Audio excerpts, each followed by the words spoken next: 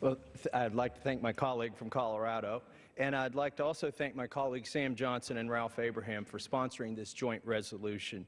I'd also like to point out that my colleague from Colorado is a member of the Second Amendment Caucus, and he's been working hard on this issue.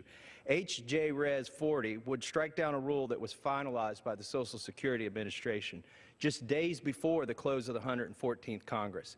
This rule is yet another example of the previous administration's last-ditch efforts to attack our Second Amendment rights.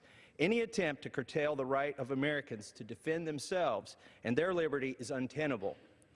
This scheme is particularly appalling because of who it targets and how the administration sought to implement the rule.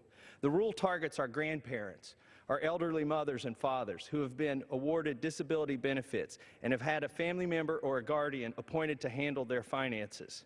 They haven't committed a crime or demonstrated that they were a danger to society. There's no trial, no presumption of innocence. Their names are sent to the NICS database and their firearms are taken away, their right to own a firearm. Hardened criminals don't have their rights violated to that extent without due process. So why would it be acceptable for our seniors? These men and women have worked hard to raise families, worked a job, and paid their fair share of taxes. Now they are being told that in order to receive their Social Security benefits, they must first surrender the fundamental right to defend themselves. Is this level of pettiness to which we have sunk?